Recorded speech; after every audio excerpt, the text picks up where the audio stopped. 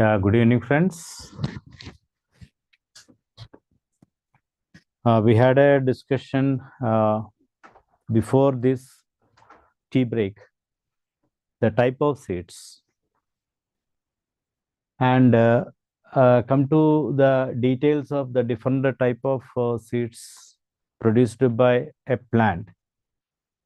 And first one is what the albuminous seeds. See, in case of albuminous seeds, retain some amount of endosperm even after the development. Normally, during the development of seed, the food material present in the endosperms normally consumed. Endosperm food is consumed for the development of the embryo from that fertilized zygote only, right? But even after the development, in some seeds, we can find a little quantity of what the endosperm food material, and such type of seeds only we call it as what the albuminous type. And in case of non-albuminous type of seeds, there is no residual endosperm, nor endosperm in the seed. And this complete endosperm present in the seed is utilized for during the embryonic development. Whenever this zygote develop into embryo, as I told you, is required a lot of nutrient, and this nutrient present in the endosperm is completely utilized. So after the development of seed, there will be no endosperm. And such a type of seeds only we call it as what? The non-albuminous. Then come to another one, that is perisperm. In some seeds, nucellus are also persist after the development. Nucellus means what? The cell present outside the embryonic sac. That also will persist even after the development of what? The seed. And such a nucellus retained in the seed, and we call it as what? The perisperm. This retained nucellus, some amount of nucellus retained even after the development of the seed, and such a retained nucellus only we call it as what? The perisperm. Then come to the arrangement for seed dormancy. See, even immediately after the formation of the seeds, it is not possible to go for sprouting and the remaining development, because every seed required very essential the physical environment, the availability of water, then availability of nutrient, the light, that quantity of the light or the quality of light. These are all what the factors determine the germination of the seeds. So seeds always wait for getting such a suitable climatic condition to germinate. So till then it go for what? Very inactive life. That only we call it as what? The seed dormancy. Already we discussed about it. And see the arrangement of seed for dormancy. Water content reduced to 10 to 15%. If water content is not there in the seed, naturally this will reduce what? The total enzymatic activity, because for the activity of the enzyme, enough quantity of water should be there. Right, to avoid the enzyme activity or to reduce the activity of the enzyme inside the seed to go for the seed germination, the water content present in the seed get reduced to 10 to 15%. And similarly, it reduces the rate of metabolism. Metabolic activity reduced to a minimum. Then change the hormonal status of the seed by producing more abscisic acids. So normally, more quantity of that supporting hormones will be there in the seed to go for sprouting, like what you can say, that's cell dividing hormones. And such a type of hormones reduce inside the seed and increase the amount of the abscisic acid. Abscisic acid is actually what? The stress hormone in plants only, that will increase in their seeds, so that these seeds never go for a high metabolic rate and reduce the metabolism, and finally the seeds will be in the dormant stage. So reduce the amount of water present inside, and chemical nature of or the hormonal status of the seed also change to the abscisic acid dominating stage, and it also reduce the metabolism. Because of this thing only, that cell go for very inactive life. That only we call it as what? The seed dormancy. Then come to the embryo. It is developed from zygote. That is only we call it as what the embryogenesis. We have discussed in detail about the development of the embryo from this zygote, fertilized egg. And embryos in monocot plant only single cotyledon. That's why we call it as what the monocot. And this cotyledon is called as what the scutellum. The cotyledon, single cotyledon present in the monocot seeds. Then embryonal axis consists of two parts, epicotyle and hypocotyle. One side it is what the epicotyle and another one is what the hypocotyle only. As I told you, there are two, plumule and radicle. And epicotyle is actually the plumule side and hypocotyle is what the radical side. Epicotyle and hypocotyle, we can see two things here, epicotyle and hypocotyle. This is what the epicotyle region and hypocotyle region, and it represents what both the radical and plumule. Epicotyle is what the plumule area and hypocotyle is what the radical area, and this is what the epicotyle and this one is what the hypocotyle radical, and this is what the epicotyle. And this both the epicotyle and hypocotyle having that membranous cover that is called as what the coleoptile. Here in plumule it is covered with the membranous cover called as what the coleoptile, and here there is another membranous cover in the radical region that is called as what the coleorhizae. Here you can see that embryonal axis consists of two parts, the epicotyle and hypocotyle. It's nothing but the plumule and radical only, and epicotyle is what the plumule and hypocotyle is what the radical side, and there are two membrane cover in both epicotyle and hypocotyle, or the plumule and the radical region, and membrane which cover the plumule or epicotyle is called as what the coleoptile, and the root cap, that is what the radical region, is covered with another membrane called as what the coleorhizae. We can see that coleorhizae here, that is to cover that root cap, that is what radical, and the plumule is covered with what the coleoptile only, and this is what the scutellum, and this is what a single cotyledon present in the monocot seeds, right? Having this is what the epicotyle, it is what the actual shoot system only, or it is what the plumule region, and this is what the hypocotyle, and this is what the radical region. Both regions are having the membranous cover, and coleoptile is what the covering of what the epicotyle, and this coleorhiza is the membranous covering of this radical or hypocotyle, and this is what the embryonal axis consists of, the epicotyle and hypocotyle, right? So this is what the detailed structure of the embryo present in the monocot seed, and this diagram asked once in the board examination. So by heart as it is, and explain the structure of this embryo present in a monocot seed. Then come to the germination, the process to germinate the seed into a plantlet.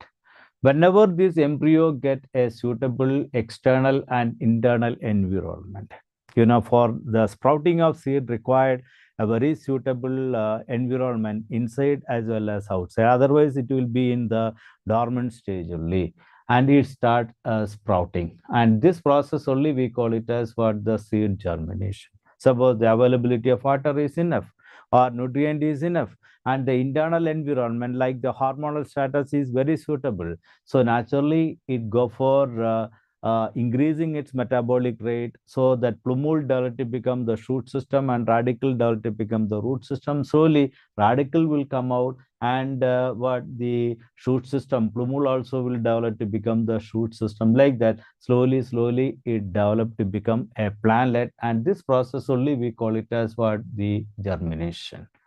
So that's all about what this chapter, and we will discuss the important questions of this chapter later, after completing two more chapters present in the unit.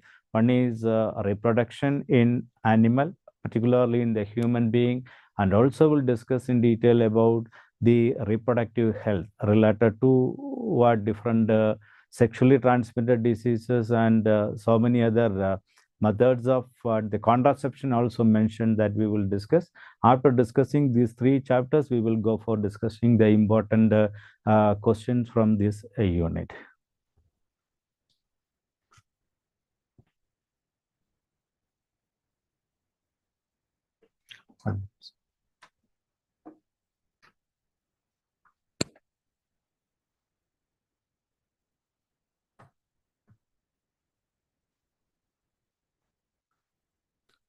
Okay, friends, now we will move to another chapter of the same unit, and that is what the reproduction in human being. As I told you, the human being is also going for a sexual mode of reproduction, because now all the higher individuals prefer the sexual mode of reproduction only because it is having a lot of advantages. So we have seen in very detail about the sexual reproduction happening in flowering plants or angiosperm. Now we will go in detail about the reproduction happening in the human being. So these are the various events we are going to discuss in very detail related to the reproduction in human. See, human being, sexually reproducing and is a viviparous. Basically, we are all mammals. See, all the mammals are viviparous, giving birth to the young ones instead of laying egg. And here in human beings, sexes are separated. The sex organs are there in male called as male sex organ. Similarly, separate organs are there in the female for the same purpose. We call it as what the female sex organ, and sexes are totally separated and also showing sexual dimorphism. We can easily distinguish a male from a female by seeing what the external features, secondary sexual features of male and female are different, and we call it as what the sexual dimorphism only. And we will also discuss in detail about the gametogenesis. Gametogenesis means what? The process to produce male gamete, that is spermatogenesis, and also we'll discuss in detail about the formation of the female gamete, and we call it as what? The oogenesis only, right? And transfer of male gamete to the female gamete, female genital tract, that is called as what? Insemination. Then fusion of male and female gamete, and we call it as what? The fertilization that produce zygote, and zygote only later develop to become an individual.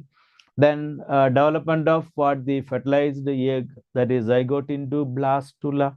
Then next that blastula get implanted on the uterine wall. Then we will see the different kinds of embryonic development after the implantation on the uterine wall, like a gastrulation, neurulation, then formation of different kinds of organ called as organogenesis. And after the complete development of the child inside the womb of a mother, naturally get a type of reflection that only lead to the final events in the reproduction. We call it as what? The parturition or the delivery of a baby, right? And this only we are going to discuss in detail one after another. And first, we will see the male reproductive system. We will see both male and female reproductive system separately. Then we will go in detail about the gametogenesis, how this male reproductive system is producing male gamete, and we will also discuss in detail about the structure of female reproductive system. Then we will go in detail about the formation of the ovum in the female reproductive system, right? So this male reproductive system, it is located in the pelvic region, right? Female reproductive system, male reproductive system is located in the pelvic region. It includes 2 types of sex organs. Actually, that is what? The primary and secondary sex organ. Primary sex organ is directly involved in the sexual reproduction, whereas the secondary sex organs are supporting sex organs only. That is accessory sex organs only. And these primary sex organs are called as what? The gonad. Male primary sex organ is called as what? The male gonad. Male gonad is the pair of testes only. That gonad is for 2 purposes. One is to secrete male gamete, and another one is to secrete what? The principal male sex hormones. And in case of female also like that only. The gonad is for 2 purposes. One is to secrete or produce the gamete, and another one is to produce what the respective hormone. We call it as what the sex hormones only, right? And the primary sex organ is called as what the male gonad, and it is a pair of testes only. And secondary sex organs or the accessory sex organ includes what the accessory gland, that is what the genital glands only. Then genital ducts are there, and external genitalia, that's copulatory organ, also included, right? And sperm formation continue in case of human being, even in old man, right? It's there is no end for the sperm formation, not like a female. Female used to produce the ovum only up to the age of 50, around 50, whereas in case of human being, it is male, it is a continuous process, right? Then this is what the male reproductive system. As I told you, male reproductive system consists of only two parts. One is what the primary sex organ, and another one is secondary sex organ. And you can find the primary sex organ here. This is what the primary sex organ, and it is called as what testis, and a pair of testes present in human male, and it is located in a separate muscular sac outside the abdominal cavity. That is very much necessary to produce sperm inside, because they need what low temperature for the production of sperm. That is why always in male individual, this testis is located in the scrotal sac outside the abdominal cavity. Otherwise, if it is inside, its temperature will be equal to our body temperature, 37 degrees Celsius only. But for the production of sperm in the testis, normally required 34.5 to 35 degrees Celsius. It is possible to maintain such a low temperature only when we keep the testis outside the abdominal cavity in a separate bag made with a cremator muscles, and we call it as what the scrotal sac only, or scrotum. And this is what the primary sex organ. And this sex organ for two purposes. One is to produce male gamete called sperm, and another one is to secrete the male sex hormones. We will see detail later while discussing about the testis and its internal structure. Then another part is what the secondary sex organ only. And this secondary sex organ includes what the genital ducts. Genital duct. We can find so many coiled ducts in the male reproductive system. Like epididymis, it is what the coiled, very coiled genital glands, genital tubes only, and many tubes are there inside of the testis. And there is a tube, and we call it as what the vas deferens. It is carrying the spermatid to what the seminal vesicle. See, this is what another duct. And here we can see another one, that is what the urinogenital tract, and it is also a duct to carry the sperm outside. And all this duct connected to the male reproductive system is called as what the genital duct. So it is what the part of secondary sex organ in male reproductive system in human. And other than this, we can find the glands. We call it as what the genital glands, right? Here you can find a gland. It secretes some kinds of fluid, that is seminal fluid. And we call this gland as what the seminal vesicle here. And there is another gland here. It is called as what the prostate gland. It is given with the pink color, right? Prostate gland. And there is another gland here. It is not mentioned. We will see another slide. And that is called as what the Cowper's gland. So there are three glands connected to the male reproductive system in human being, right? Seminal vesicle, then prostate gland, and this Cowper's gland. So these are called as what the genital glands in male reproductive system.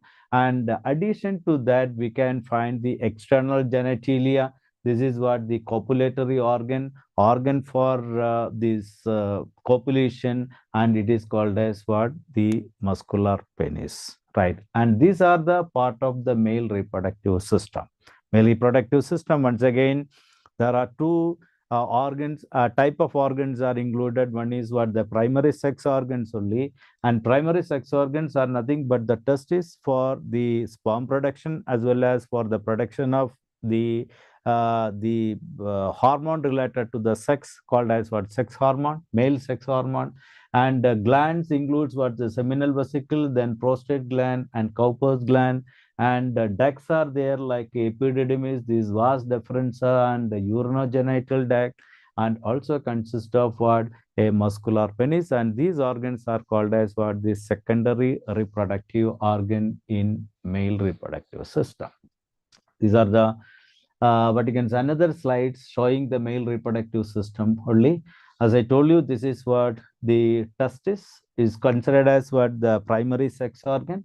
It is located in a scrotal sac and epididymis, and then vas deferens, it is given in blue color.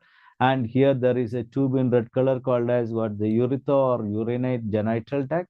These are all what? The genital ducts present in the male reproductive system. Then addition to that, we can find what you can say seminal vesicle is a gland, and another one is prostate gland is another gland, and here there is another gland called as what? The Cowper's gland. We will see the chemical nature of the secretions of all these glands later. And once again, this is what the diagram given in your textbook, showing all the primary and secondary sex organ in human being, right? And primary sex organ is a pair of testes, and it is located in the scrotal sac only. And this is what the primary sex organ for the formation of gamete as well as for the sex hormone. And these are the two ducts. You can see the duct here called as what? Vas deferens. And there are so many coiled tubes here. We call it as what? Collectively epididymis only. And these are all tubes called as what? The genital ducts only. And there is a tube passing through what you can say the center of the penis called as what? Urethra. That is what? Another genital duct present in the male reproductive system. Addition to that, we can find some glands like prostate gland. Here you can find the prostate gland. Then seminal vesicle you can find here, and this is what? The bulbourethral gland, or we call it as what? The Cowper's gland. So there are three glands in male reproductive system. Seminal vesicle is in pair, prostate gland, then another one is what? Bulbourethral gland, and this bulbourethral gland is otherwise called as what? The Cowper's gland. That only secrete what? Hydrochloric acid and mucal material, and it is used for cleaning the reproductive tract. That is what? The urethra. Before the ejaculation of the sperm or the semen out, that tract should be free from all kinds of microorganisms. That is why bulbourethral gland or the Cowper's gland secrete this hydrochloric acid, and this whenever this hydrochloric acid is passing through this canal or urethra, naturally it will destroy all these microorganisms, right? Then come in detail about the primary sex organ. As I told you, the primary sex organ is a pair of testes. And it is situated outside the abdominal cavity. Once this question asked in the board examination, why it's situated outside the abdominal cavity? Only to maintain low temperature. That means 2 to 2.5 degrees Celsius less than our body temperature. Our body temperature is 37 degrees Celsius. So we have to maintain 35 or 34.5 degrees Celsius in the testes. It is very much necessary for the spermatogenesis. That is for the formation of sperm in the testis only. So testis only produce what? The sperm through the process of spermatogenesis.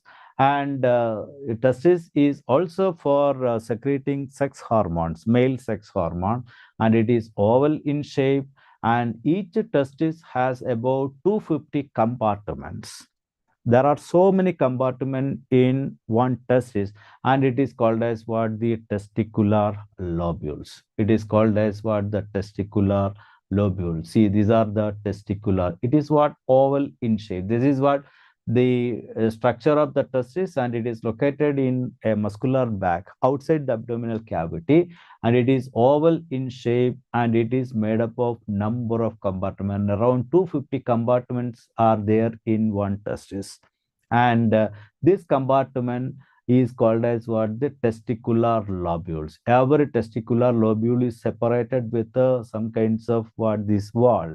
And in this testicular lobules only that seminiferous lobules, seminiferous tubules are located. Seminiferous tubule is nothing but very coiled tubules only in which the sperm is really produced. And this coiled seminiferous tubule is located in this compartment present in the testis, and it is called as what the testicular lobules or the lobules of the testis. And after producing sperm in the seminiferous tubule, that will be collected and keep it in the epididymis for a period of time. For the temporary storage, only this coiled structure called as what the epididymis is used, right?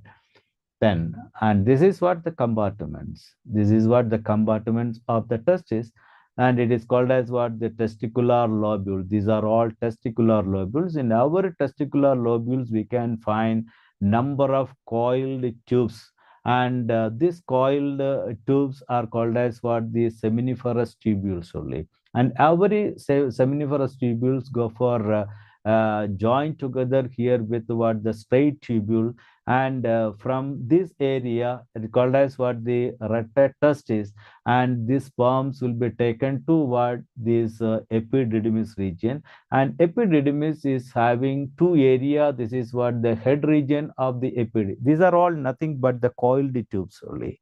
These are all coiled tubes present inside the testis. And testicular lobules consist of very coiled tubule that is called as what the seminiferous tubule only. And this seminiferous tubule connect together here to form the rectus testis here with a what you can say straight tubules here. Then after taking the sperm produced in the seminiferous tubule is taken to this epididymis. This structure is called as what epididymis, having two area. This is what the head of the epididymis, and this is what the body of the epididymis, and this part is called as what the tail of the epididymis. Actually, this epididymis is used for the storage of the sperm after producing in the seminiferous tubule only, and this will be stored here. And from the tail of the epididymis, this will be taken to what the gland for its development later. And this tube carrying the sperm from the tail of the epididymis is called as what the vas deferens. Of course, it is having some protective layer, like we can find the parietal layer, then cavity, visceral layer, and it is collectively called as what the tunica vaginalis, and these are all what you can say capsules. It's tunica albuginea, and with this only compartment is separated, and inside the compartment lot of coiled tubes are located, and we call it as what the seminiferous tubule. And the sperm is not only sperm, even hormone, sex hormone, male sex hormone is also produced in the seminiferous tubule only, and it is well protected and located in these compartments called as what the testicular lobule. Many such lobule will be there in the testis, right? Then come to the testicular lobule. Each lobule containing 1 to 3 highly coiled seminiferous tubules in which sperms are produced. I told you here, these are the seminiferous tubule. Every seminiferous tubule consists of what? 2-3 such a coiled tubes, genital ducts only we call it as what the seminiferous tubule, and inside the seminiferous tubules only the real male reproductive gamete called sperms are produced. And it is internally lined with the two type of cell, male germ cells that is called as what spermatogonia, and another one is what the Sertoli cell. Here we can find the seminiferous tubule. This is what the seminiferous tubule. Here we can find two type of cell here, and it is what the Sertoli cell, and another one is called as what the germ cell. These are all what the germ cell, and germ cells and the Sertoli cells are collectively called as what the seminiferous epithelium. And this seminiferous epithelial cells includes what Sertoli cells and male germ cells only responsible for producing sperm. Sperm production by the seminiferous epithelial cells only. Okay, we will see the detail later, and it is internally lined with the two type of cell, male germ cells That is what the spermatogonial cells I told you, and it also consists of Sertoli cell. And spermatogonial cells are producing the sperm, and meiotically, because it is what diploid cells only, that diploid cell spermatogonia, go for meiosis and produce what the haploid cell. And this haploid cell only acting as what the sperm, and the Sertoli cells only provide the uh, nutrient for the spermatogonial cells to produce sperms. So we will see more detail about all these things later. And this is what the detailed structure of what you can say testis, and located in the scrotal sac only, having so many compartments called as what the testicular lobule. And testicular lobule is internally lined with the tough tunica albuginea, and inside this only that seminiferous tubules are located, and it is highly coiled. 2-3 seminiferous tubules will be there in every compartment. These are all taken to what you can say testicular common place here, straight testicular lobules. I mean, the seminiferous tubules only, and these all connected in the head region, and this is what the tail region, and from tail region only it is taken out with what you can say vas deferens, a tube called as what the vas deferens. Then come to the seminiferous tubules. It is the most important thing, it's very coiled ducts only present inside these testicular lobules. And it's very coiled and very elongated tubule located inside the testicular lobules randomly. 2-3 will be there in every testicular lobule. And that seminiferous tubule is just like a pipe having a central lumen. There is a lumen at the center. Here you can find a lumen at the center, and it is coiled like this. This is what the seminiferous tubule, it's very coiled. Randomly it's coiled with a lumen exactly at the center. And in between that coiled tube, we can find some kinds of specialized cell, secretory cell, and it is called as what the interstitial cell or the Leydig cells. Leydig cell or interstitial cell.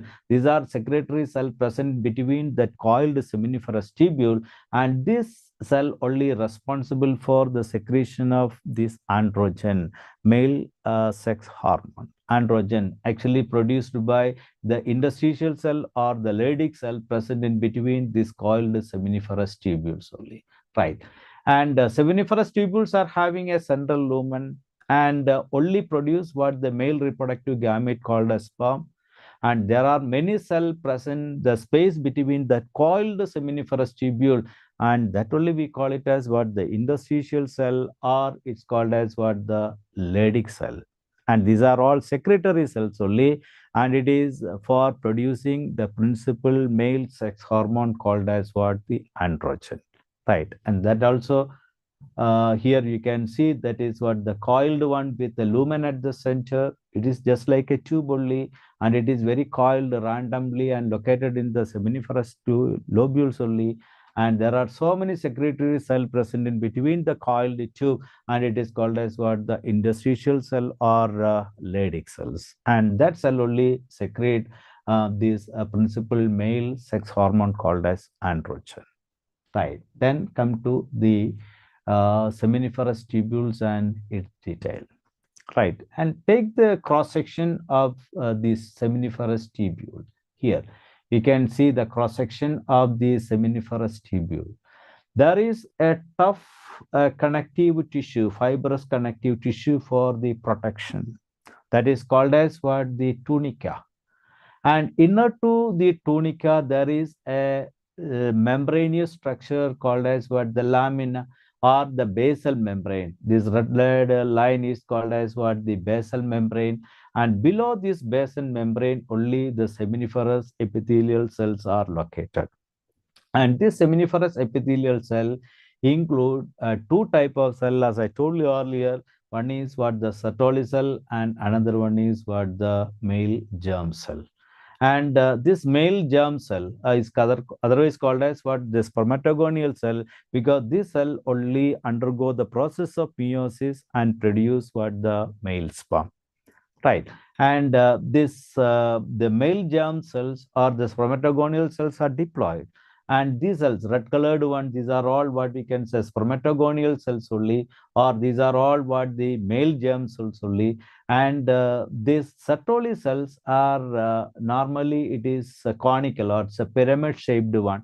It's always maintaining the shape of the seminiferous tubule because it is conical. It extended from this basal membrane to that lumen. Up to the lumen, it is extended and always helping to maintain the shape of the lumen as well as the seminiferous tubule. Addition to that, the Sertoli cell provide the nutrient for the seminiferous tubule to develop to become the sperm. Nourishment is also another function of the Sertoli cells. So once again, that tunica is there as an outer covering for protection, and it's made with the fibrous connective tissue, and basal membrane or lamina is there just below that. And below this basal membrane, we can find the seminiferous epithelium consists of two Sertoli cells and male germ cell. Male germ cells are called as what? Spermatogonial cell, and it is diploid, and that only undergo the process of meiosis and produce what? The male gamete, sperm.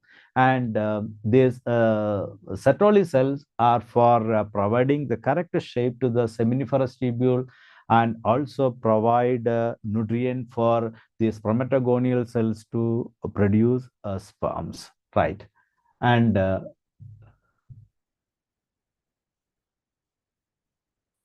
see once again that seminiferous tubule, it is a coiled tubule present in the testicular lobule covered with a fibrous tissue called a tunica. Externally, it's covered with the tunica. And there is a membranous layer below this called as what? The basal membrane or lamina. That only we discussed here, basal membrane or lamina. Outer one is what? The tunica only.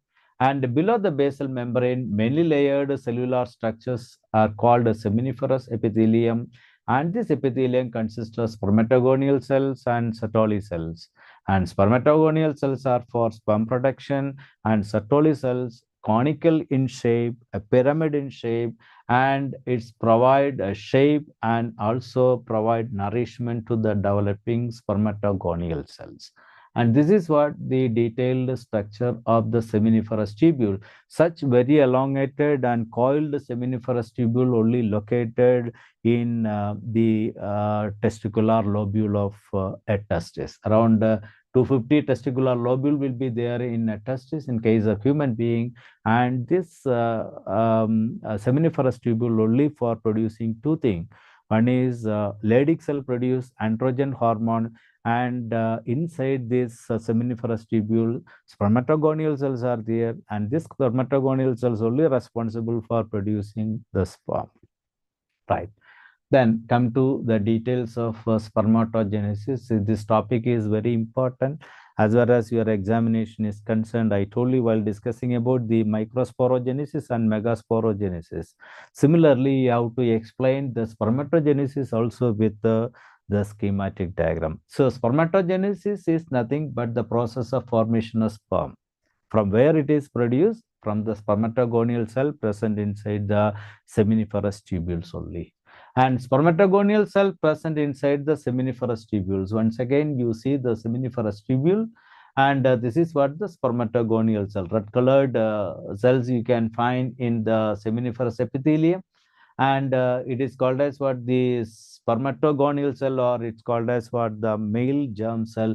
And this male germ cells only undergo the process of meiosis, because basically spermatogonial cells are what you can say diploid cells only, having two number of chromosomes, and it is very situated close to the central lumen of seminiferous tubule. And this is what? The central lumen of seminiferous tubule, and these are located very near to the lumen. Why? Because these spermatogonial cells only undergo meiosis and produce haploid cell. That is what? The spermatid only, that will be taken into the lumen immediately, and through the lumen only it is taken to the epididymis for the temporary storage, right?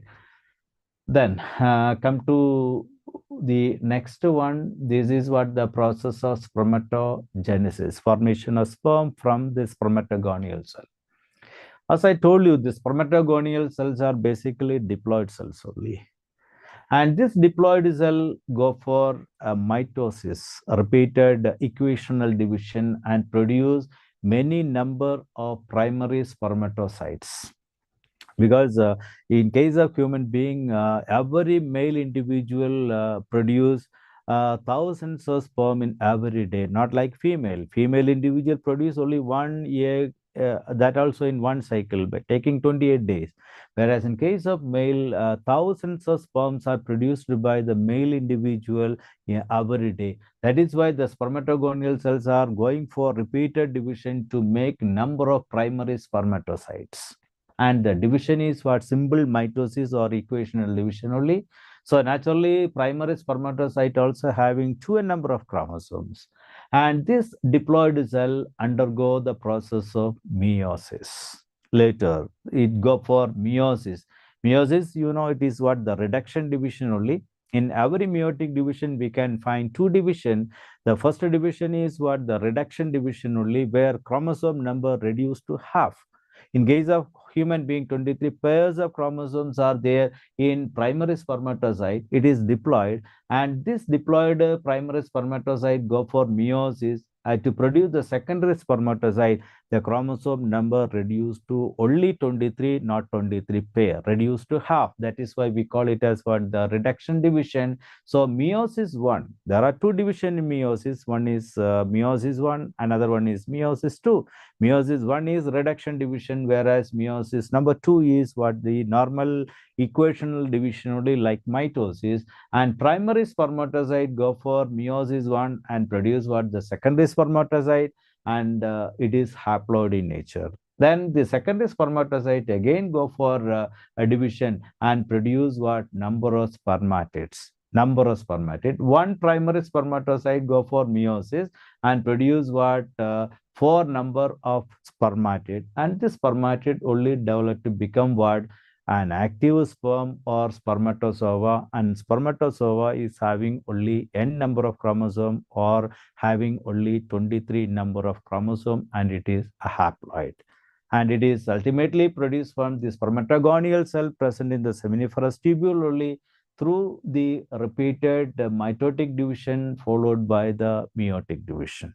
So whenever you are explained the process of spermatogenesis, you have to explain with the schematic diagram only. Spermatogonial cell, it is diploid cell, divide mitotically and produce primary spermatocyte, same number of chromosome, 23 pairs only.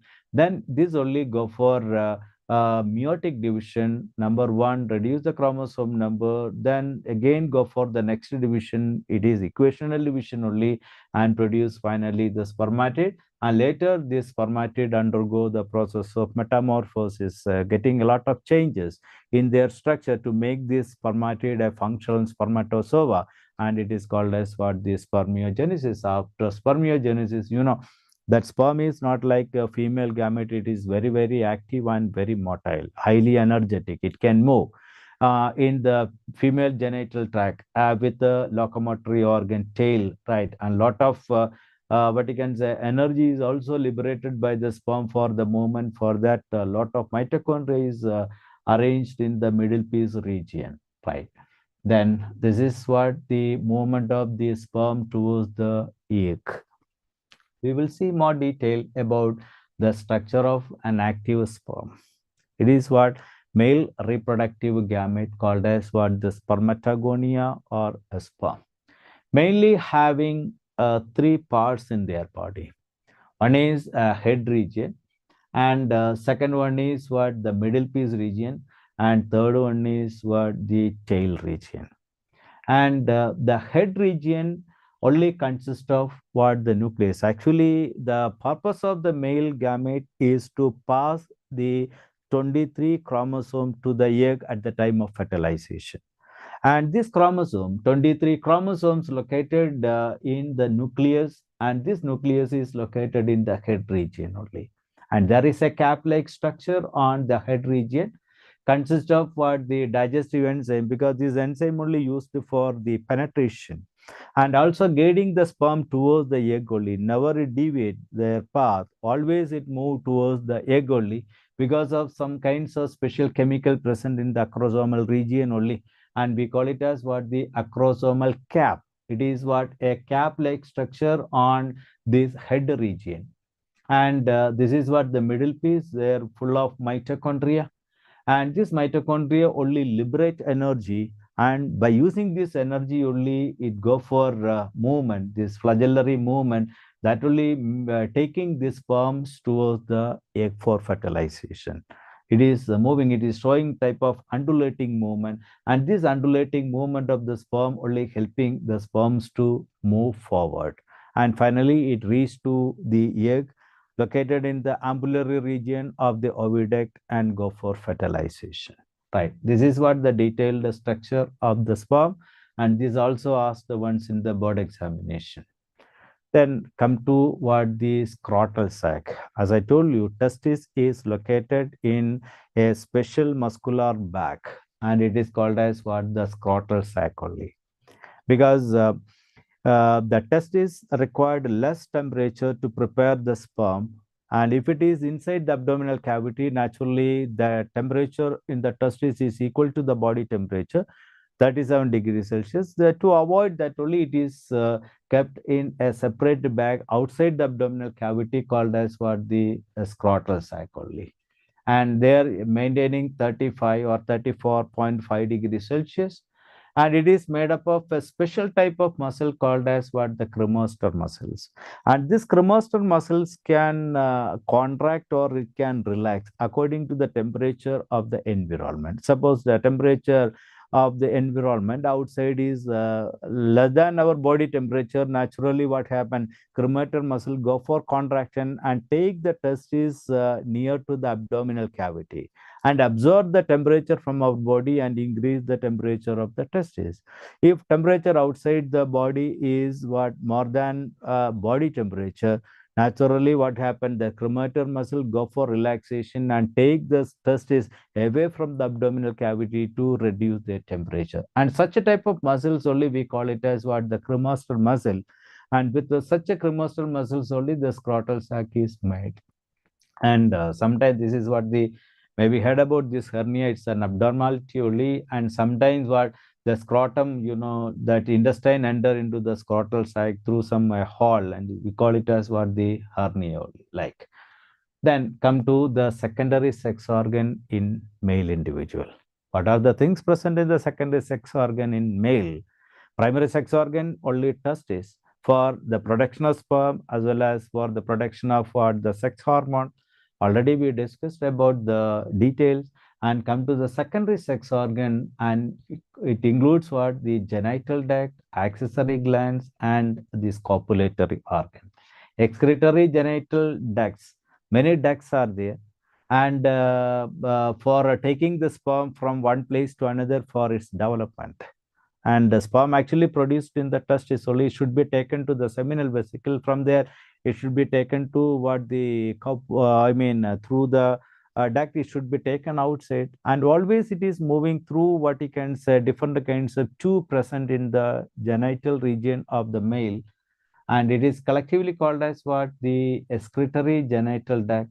And the glands are also there, many glands, 3 types of glands mainly present in the male reproductive system, like a prostate gland, seminal vesicle, and Cowper's gland. We will see the location and also see the role of all these 3 glands. Then the copulatory organ, that is the introduced male reproductive gamete into the female genital part, and it is used for the copulation, and it is what a muscular penis only. Then come to the genital ducts. And these are the genital ducts, the main genital ducts present in the male reproductive system. It includes what the epididymis, then vas deferens, then ampulla, prostate urethra, and ejaculatory duct. Epididymis, it is a highly coiled tube present just above the testis, and it is having a head region and tail region, as I told you. And this coiled tube epididymis is mainly used for the storage of the spermatids only. After the production of spermatid in the seminiferous tubule, it is taken to the epididymis only for the temporary storage. And from the tail region of the epididymis, through vas deferens, it is taken to the gland for the further development. Right. And ambulatory ampulla is there, is a duct only. From the seminal vesicle, this is taken outside, and prostate urethra is there, and it is to take the spermatozoa from the prostate gland. Ejaculatory duct is there, and through the ejaculatory duct or urinogenital duct only, this semen is taken outside, right? And these are the genital ducts. Can see the genital duct here. It is what the epididymis very coiled to here. It is for the temporary storage of what the spermatid after producing in the seminiferous tubule. And from this epididymis, particularly from the tail region, it is head region and its tail region. From tail region, these male reproductive gametes spermatids are taken toward the seminal vesicle through what you can say vas deferens. Right. Then from seminal vesicle, it comes to the prostate gland. Then from prostate gland, it is entering into what the urethra or urinogenital tract. And this through urinogenital tract only this semen is taken outside by the male individual, and these are called as what the genital ducts. Then glands, come to the gland. As I told you, mainly three glands located in male reproductive system in human being. One is seminal vesicle, prostate gland, and bulbourethral gland. Let us see the location of the seminal vesicle. See, this is what the epididymis. From there, spermatid is taken toward the seminal vesicle. There is a gland here called as what the seminal vesicle, and there is another gland here called as what the prostate gland. There is another gland here, that is what the Cowper's gland. Here you can see another gland that is called as what the Cowper's gland. So like three glands are there in male reproductive system: seminal vesicle, prostate gland, and bulbourethral gland. Right. Then first we will see the seminal vesicle. See, it is a long pouch with a thick wall. It is a pouch. That seminal vesicle consists of many spongy type of cell, and it is a long pouch with a thick wall. It secretes spermatozoa activating substances. The function of the seminal vesicle is spermatozoa, to activate the spermatozoa only, because spermatid only taken to the seminal vesicle, and this spermatid is not so active and not so functional because it is not properly activated. And before sending to the female genital tract, it should be activated. Then only it will move and find out the place where the egg is located. Right. And here, to activate this spermatozoa, it is secreting, that seminal vesicle is secreting a chemical that we call it as what collectively spermatozoa activating substance, and it consists of mainly fructose, citrate, inositol, prostaglandin, and several other proteins. And this chemical secreted by the seminal vesicle only activate the spermatozoa. Whenever the spermatid reach here, this should be activated. For the activation of the spermatozoa, only seminal vesicle is secreting these activating substances. Right. Then this is what the seminal vesicle, and this seminal vesicle, made up of spongy cells only, and with a thick cell wall. And this seminal vesicle only secrete this activating substance to make this spermatid activate, and so that it can reach to the female reproductive gamete for this fertilization. Right. Then second one is what the prostate gland, and it is also made up of what the spongy cells only. And this gland consists of around 30 to 40 the tubular alveolar type of cells, and it secretes a fluid collectively called as what the prostate fluid. And this for prostate fluid also having some material for the nourishment of spermatozoa. See, prostate gland, and the prostate gland is secreting some kinds of what the fluid that is collectively called as what the prostate fluid only. And this prostate fluid consists of the nutrient that is helping the spermatozoa to nourish it. So it is also helping for the development of what the inactive spermatid into active spermatozoa.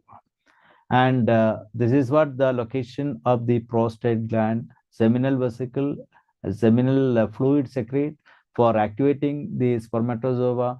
And similarly, prostate gland also secretes some chemicals to nourish the spermatozoa to develop, become a functional one. And after nourishment only, it is taken outside, right? And through what this penis. And this is what urinogenital tract. Why it is called as urinogenital tract? Because urine is also passing through the same duct only, and it is what common for the urinary purpose as well as what the genital purpose. That is why we call it as what the urinogenital duct.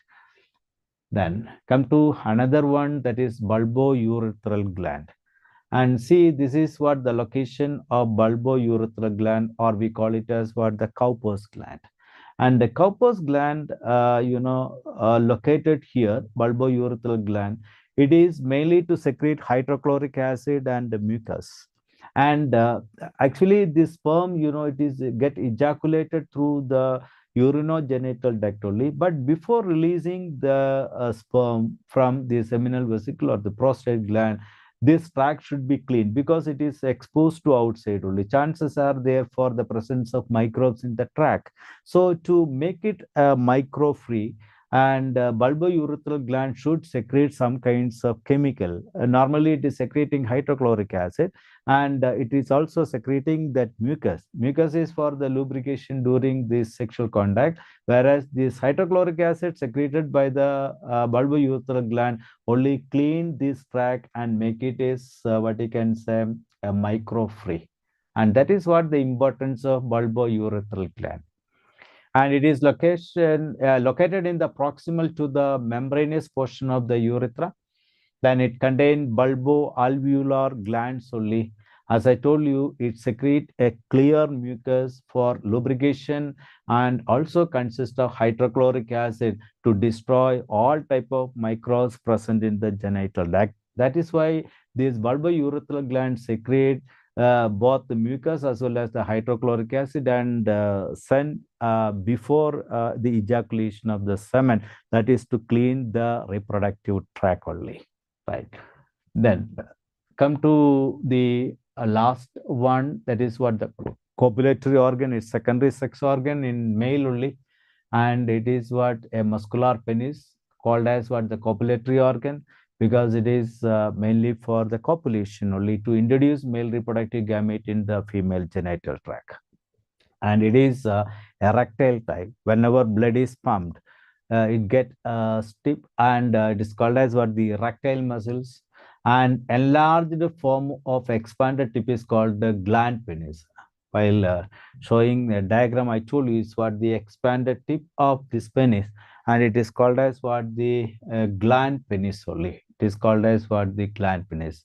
And under the skin, penis is having 3 columns of erectile tissues, and 2 on either side called as what the corpus cavernosum, and another one is called as what the corpus spongiosum. See the picture here.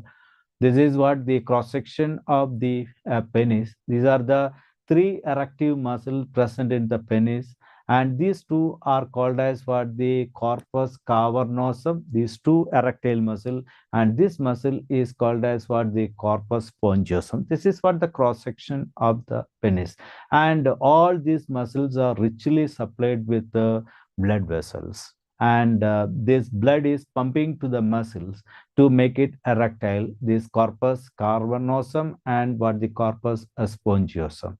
As I told you that urinogenital ducts, this urinogenital duct is passing through what the corpus spongiosum, only one column of muscle present below this what 2 corpus cavernosum, and corpus spongiosum consists of a canal at the center that is called as what the urethra. And these are the protective layer, outermost skin, that is what the loosened skin only, and below that superficial fascia is there, and below that areola tissues are there, and deep fascia is also there, and tunica albuginea is also there. This white colored portion that is called as what the tunica albuginea, that only protect what the corpus cavernosum, both corpus are. These are the 5 layers of structure in a penis, and it is also richly supplied with what you can say arteries and vein. And here we can see the nerve supply also. These dorsal nerves are also there. So nerve supply is there and blood supply is also there, and it is very sensitive organ only.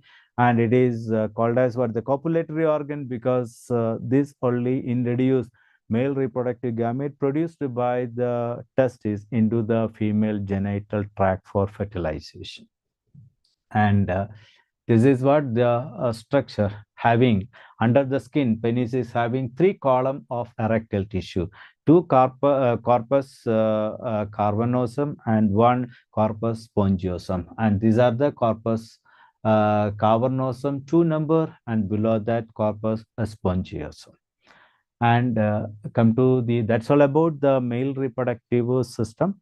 As I told you, male reproductive system consists of mainly 2 sex organ.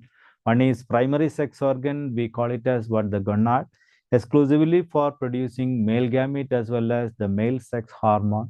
And another one is secondary sexual sex organ. And secondary sex organ includes what the genital duct, genital gland, and this copulatory organ called as what the penis. Then we will move to another one, that is what the female reproductive system. So similarly in female reproductive system also we can find 2 type of sex organs. One is what the primary sex organ, always gonad only, and also containing what the secondary sex organ.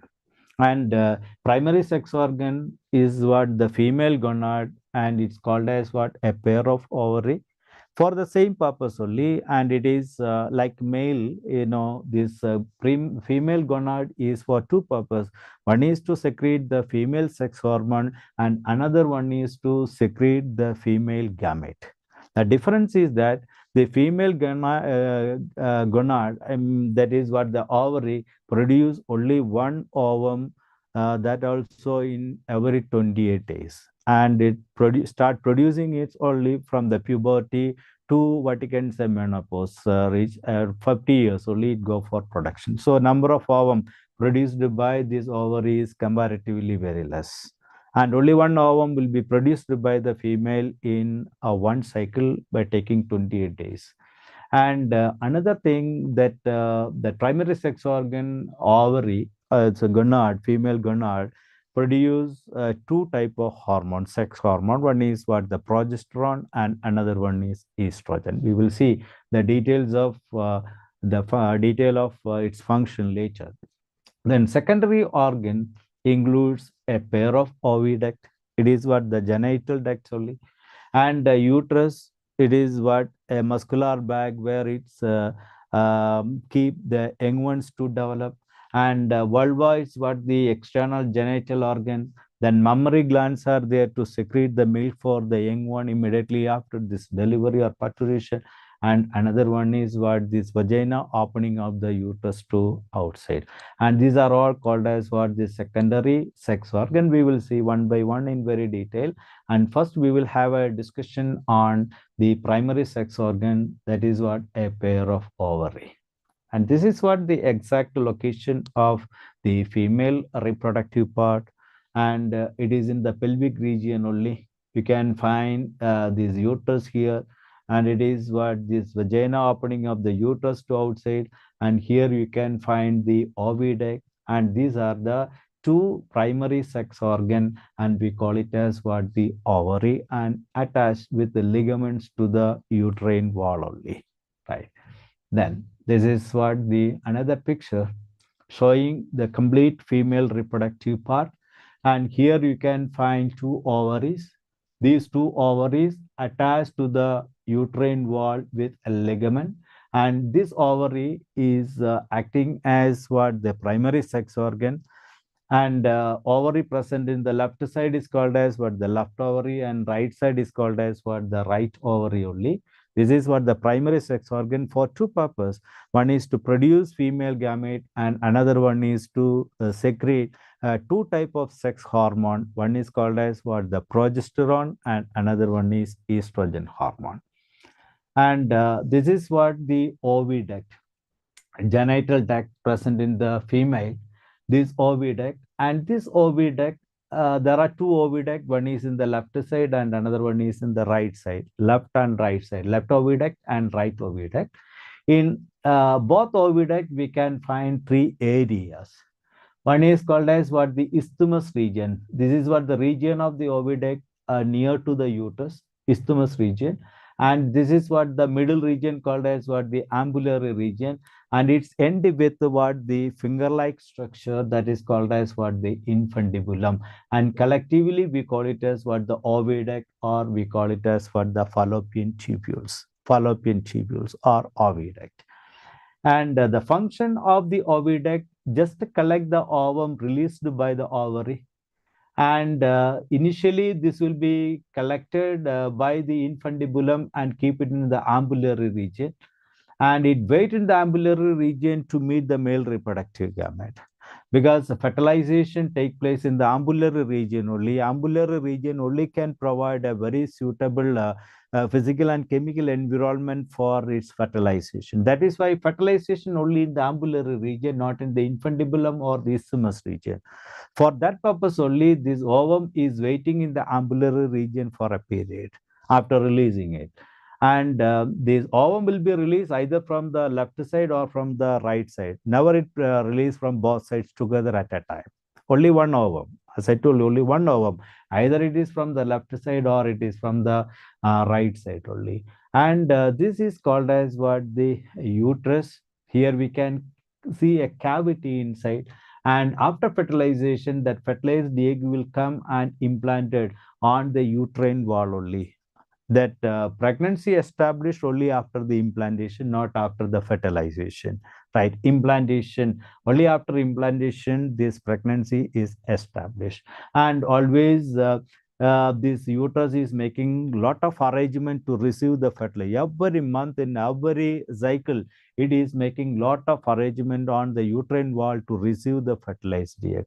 If that fertilized egg is not implanted or egg is not fertilized, all the arrangement made in the uterus become waste and all the things will be what you can say destroy and sending through the vagina out. That really we call it as what the menstrual flow, right?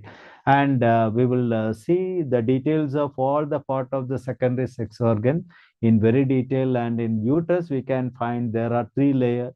The innermost one is full of the blood buds. We call it as what the endometrium.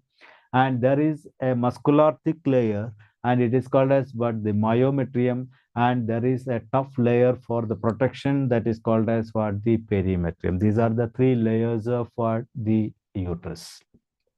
Then these are the different parts. You can find it is what the myometrium, that is what the muscular layer. Endometrium is what innermost layer consists of many layers of blood buds, and perimetrium is what the tough outermost layer. And this is what the ovary on both sides, in left and right side. And this is what the fallopian tubule, or we call it as what the oviduct only. And this is what the uterine cavity. We call it as what OS, right? Where this embryo is getting developed into baby, right? That is what the female reproductive. Same, that ovary on both sides, left and right ovary. And this is what the fallopian tubule. It is otherwise called as what the oviduct. And this is what the opening of the uterus to outside, called as what the vaginal region. And this region is called as what the cervix region. Canal is called as what the cervix canal. And it is what the uterus where this fertilized egg get implanted. That is what the uterine cavity, or we call it as what the os only. And these are the two ovary. And this ovary only produce ovum. Only one ovum in one cycle, either from the left ovary or from the right ovary normally, right? Come to the details of what the female gonad. That is what the primary sex organ, a pair of ovary. Already discussed some of the details of what this sex organ, ovary. It is located in the abdominal cavity, located exactly in the abdominal cavity near kidney and close to the wall of the pelvic cavity. Here we can see the location. Here you can see the location of female reproductive system, right? Here. See, this is what the correct location of the female reproductive system in the pelvic cavity. This is what the pelvic girdle at the center. Here you can see the pelvic region, only that female reproductive part is located, right? Abdominal cavity near kidney and close to the wall of the pelvic cavity. It consists of outer cortex and inner medulla. This female gonad is having a cortical region externally, and there is what inner medulla. And the temperature of the ovary is exactly equal to our body temperature. That is why it is located in the abdominal cavity, not like male. In male, it is in the scrotal sac, but exactly this female gonad is located in the abdominal cavity only. For the production of the egg from the ovary required the same body temperature, right? Then it is always in pair. One is in the left side and another one is in the right side. That is on either side of the uterus only. And it is made up of what? The follicles of different developmental stage. Whenever we are observing this ovary under microscope, we will able to find out many round structure in the ovary, that is called as what? The ovarian follicle or Graafian follicle. In this ovarian or Graafian follicle only ovum is getting matured. And matured ovum after the development will be release. That is what the ovulation. And whenever we observe this ovary under microscope, we will able to see number of follicles, but follicles of different developmental stage. Some are too small, some are medium in size, some are big with fully developed ova inside. Because as I told you that in case of female, ovum will be released only once in a cycle. So we can find ovum in the ovarian follicle of different developmental stage. And it produces the female gamete called ovum or egg. This is what the ovary, outer cortex and inner medulla. And it is made up of number of what? This ovarian follicle, round structure, that is called as what? The ovarian follicles. Here we can see number of follicles. These are all round structure present in the ovary in the medullary region. This is what? The outer cortex, and it is what? The medullary region. We can find so many round structures, and it is called as what? The ovarian follicle, or we call it as what? The Graafian follicle. Inside the Graafian follicles only that ovum is getting matured. Whenever we are observing an ovary under microscope, we will able to see many number of Graafian follicle with a different developmental stage. Some are with a fully developed ovum, some are with a small ovum, different, because every cycle they release only one ovum. So we can find number of ovum inside the Graafian follicles of different developmental stages. And this is what? The ovarian follicles. These are all what? The ovarian follicle. See, actually this ovum is getting developed. You can see the sequence of events happening here. These are all what? Small ovarian follicle and produce what? Ovum inside. And this ovum is getting developed and inside the Graafian follicles only. Then after this, what? The maturation, ovum will be released by breaking the wall of the Graafian follicles. And later, what happened? This Graafian follicle only will be converted into corpus luteum. And this corpus luteum only secrete a hormone called as what? The pregnancy hormones, progesterone hormone. And after the ovulation in female, the progesterone hormone only will dominate, because after releasing the ovum, always it is expecting fertilization. It is weighted in the ambulatory region, and it is expecting and anticipating sperm all the time to fertilize. And because of that, this ruptured Graafian follicle after this ovulation will be converted into a temporary gland called as what, the corpus luteum, and this corpus luteum only secrete this pregnancy hormone, progesterone hormone, because this progesterone hormone only dominate the entire period of pregnancy in female. It never permit a new ovum to develop in the ovary, and it always keep these uterus silent. Like for the maintenance of pregnancy, that progesterone hormone is very much necessary.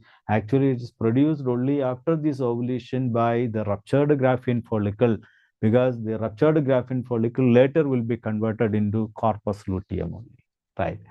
Then come to the ovarian follicles. See, normal female individual carry around 4 lakh ovarian follicle in 2 ovaries. Actually, this much ovarian follicle is not required, because female produce ovum from the puberty period up to what that 52 years only, so that much is not required. And most of these follicles will disappear or die due to several reasons, and it is called as what, the follicular atresia. Follicular atresia, it is what, the disappearance of what number of Graafian follicle during its development. And all these ovarian follicles are derived from the germinal epithelium present below the tunica albuginea. We will see it later. That is tunica albuginea. Here we can find these are the all what you can say follicles present in the ovary only. We call it as what, the ovarian follicles, right? This is what the ovarian follicle inside this ovum is getting developed. And tunica albuginea is the inner layer of the ovary cortex, and this follicle is lined with a 2-layered structure, that ovarian follicle or Graafian follicle. And inner layer is called as what, the granulosa, and outer layer is called as what, the zona pellucida. Granulosa and zona pellucida, and these are the 2 layers of what, the ovarian follicle. And there is a cavity in the ovarian follicle at the center, and it is called as what, the antrum, and it is filled with a fluid called as what, liquor folliculae, and the ovum is attached to the granulosa layer only with a stalk called as what, the oophorus. So you see the structure of one ovarian follicle, and this ovarian follicle is lined with the 2 layers, and inner layer is called as what, the granulosa, and outer layer is called as what, the zona pellucida. And there is a cavity at the center, that below that zona pellucida, and it is called as what, the antrum, and it is filled with a fluid called as what, the liquor folliculae, in which that ovum is getting developed.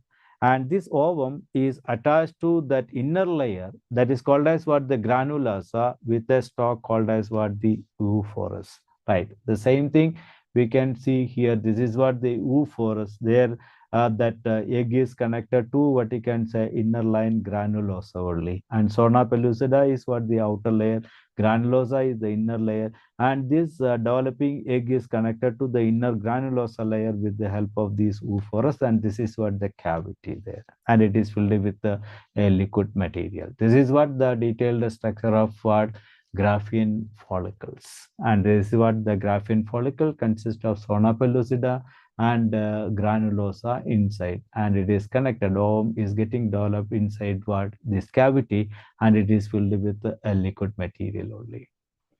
Then after the maturation of ovum inside the Graafian follicle, it will be released from this ovarian follicle by breaking the wall, and it containing 2 layers, inner corpus luteum and outer corona radiata.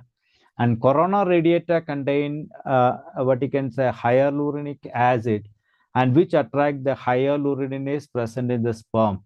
Sperm lysine, that is what, the enzyme present in the acrosomal region, and it is what the what you can say, chemical attraction. As I told you in the beginning, always sperm move towards what, the egg only. There are 2 oviduct, and egg is located either in the left oviduct or in the ambulatory region of the right oviduct. And after the entry of sperm into the uterine canal, it will go directly only to the what you can say that egg. If it is located in the left side, it will go directly to the left side only, never it go to the right side, because there is an attraction between the sperm and egg. And it is what the chemical attraction only between what the hyaluronic acid and hyaluronidase enzyme. Actually, hyaluronic acid present in the corona radiata of the egg, whereas the hyaluronidase enzyme present in the sperm lysine, that is in the acrosome only. So because of these two chemical, hyaluronidase and hyaluronidase enzyme, and both sperm and egg get some kinds of attraction, so it never deviates the path. If it is in the left side, naturally the sperms move only towards the left side, not to the right side. So every sperm, thousands of sperms are released by the male individual in the genital tract, and there will be a tight competition between the sperms to reach to the ambulatory region to fertilize with the egg. There is what a competition, so that nature can select the best from the thousands of sperms, right? And it is because of what this chemical attraction between the hyaluronic acid and hyaluronidase enzyme only. And hyaluronic acid present in the corona, what you can say, radiata, it's what the outer layer of what the egg. And another one is what the hyaluronidase enzyme, it is what the chemical present on the sperm lice, present in the sperm lysine in the acrosome only. And this is what the structure of the egg or ovule. This is a female egg structure, and it is what the corona radiata. Then here we can see the zona pellucida. Corona radiata is what the outermost one, where the hyaluronidase enzyme is located. And this is what the inner layer for protection called as what the zona pellucida. And inside that nucleus is there, and it's surrounded with the cytoplasm, and it is purely a haploid cell, only having only one set of chromosome, only 23 chromosome present in the nucleus of the egg. That is what the female gamete, right? Then that hyaluronic acid chemical attraction, all the sperms stick to the what you can say surface of the egg because of this attraction only. The sperm attracted to the egg through some kinds of chemicals. Then come to the next secondary reproductive organ present in the female. Secondary reproductive organ present in the female. It includes duct, then uterus, genital glands, vulva, and mammary glands. There are 5 things. The oviduct, we have seen, it is there on both sides of the uterus, and it is providing a suitable environment for the fertilization. And it is also collecting the ovum released by the ovary. And it is carrying the fertilized egg towards the uterus for the implantation. These are all done by the oviducts only. Then uterus is what the muscular bag exactly at the center, and it is well arranged for the implantation of the fertilized egg and for the further development. And genital glands are there in this vaginal region to secrete some kinds of secretions. And vulva is what the external genitalia, and mammary glands are also there. And mammary glands are for nourishing the young one after giving birth, because immediately after giving birth, that newborn baby is not able to consume anything from outside immediately. That is why mother is providing all kinds of nutrient through the milk. It also containing what the antibodies to fight against diseases. All kinds of nutrients are also there. So normally that newborn baby is depending the milk produced by the mother only, particularly in the initial stage, right? And come to the first one, that is oviduct. It is what the secondary sex organ in female. It is oviduct. And see the diagram of the oviduct. This is what there are 2 oviduct. One is in the left side, and this is what in the right side only. And this oviduct, as I told you, consists of 3 areas.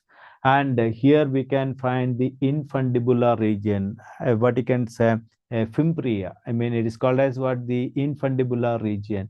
It is going for what you can such type of vibration, and this vibration only create some kinds of current to collect the ovum after releasing from the ovary, and it is taken into what the ambulatory region, and it is reaching to the ambulatory region, and where it go for fertilization.